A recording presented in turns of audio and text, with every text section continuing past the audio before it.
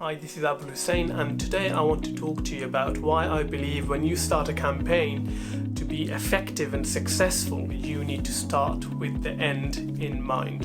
And let me just give you a quick story in terms of how I have come to that conclusion and how I believe that applies to you. A couple of years ago, so my digital marketing journey began over a decade ago, and initially what I was doing was I was generating leads for service-based businesses, and the e-com space, that's online selling through an online store, is something that has been of interest to me, but it's something that I've done kind of on and off, and I really looked deeply into it only maybe 4 or 5 years ago. And what you really want to do is, when you are learning a new discipline, you want to learn off the mistakes of others. So you go out there, you seek out courses and mentors and whatnot. And what I was seeing online was a lot of advice that didn't sit too comfortably with me, because you were being told on a lot of online forums, especially on Facebook, that you should set up like a $10 a day campaign and see if a product flies, and if it doesn't work, then you should bin that campaign, or you should do like a $5 ad set or whatever. Now, someone who is actually running a real business will know that often the cost of generating a sale is a lot more than $5 to $10. Now, say for example you're running an online jewelry store, Pandora or something like that, you would know that it is highly unlikely that most of your sales, online sales, can be driven through paid advertising at a cost per acquisition of $5 to $10. Now, don't get me wrong, that's not impossible. However, to really scale up and keep your sales at a $5 to $10 CPA is notoriously difficult. And what really needs to be in place for you to achieve such results, you will need to have an established brand of some sort, or an established audience, or the Facebook pixel must be picking up a whole lot of conversions for machine learning to kick in and find you similar customers who would cost between $5 to $10 to actually convert for you. Now, the reason why I believe this is the wrong approach to take for a new advertiser or for a new business is because when you are starting up, you literally have no data. For those of you who know about the Facebook pixel, know it works in the background. It cookies your visitors, and it collects data on them based on their what they're doing on Facebook and even off Facebook, and also the pages they like, etc. And it's building a profile of your customers.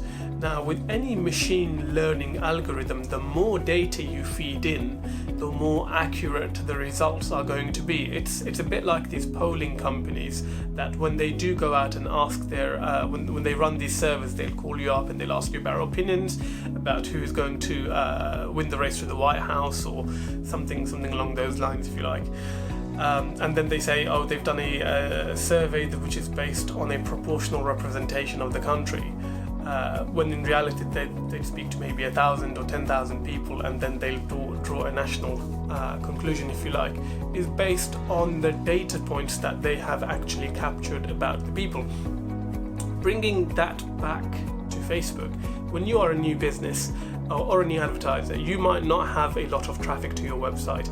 You will probably not have a lot of conversions happening on your website. So the moment you go in and think, actually, you know what, it's a good strategy for me to be aiming for $5 to $10 conversions, sales or whatever from the get-go, it's setting you up to fail. What you need to really do is you need to look at what your current cost per acquisition is for your other channels. So if you're doing any other form of advertising, what you really need to do is figure out or have a rough estimate of how much your print ads or how much your leaflets or any other offline activity that you're doing is costing to bring you in customers.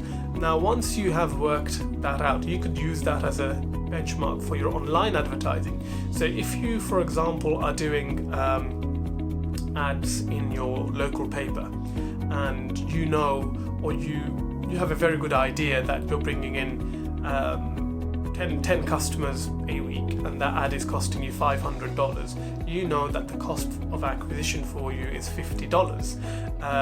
What you could then do is use that as a benchmark for your digital activity, because if you're already spending $50 to acquire a customer, you should not be thinking about acquiring a customer on Facebook for $5 to $10 just because you've read something on some forum.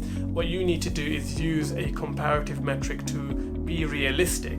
So I suppose instead of aiming for a $5 to $10 budget, you could aim for $30, $40, even $50 a day budget, just so that you have that little bit of leg room, if you like, to attract more traffic and let the machine learning and Facebook's algorithm really work out who is engaging on your website, who is likely to convert. Because if the traffic is not flowing because your daily budgets are too low, you are not going to let the algorithm work its magic. So I hope you found some value in this video. I know I've covered a lot in terms of algorithm and machine learning, and it can kind of be slightly overwhelming. If you have more questions, do drop me a message on Messenger, or you can comment below this video. Hey, this is Abul. If you enjoyed this video, please subscribe to my channel and do share the content with your networks. Now, if you're looking to grow your agency to 6 figures and beyond, I would like to invite you to our community of SMMA and digital marketing agency owners. The link is below this video, and I shall see you in there.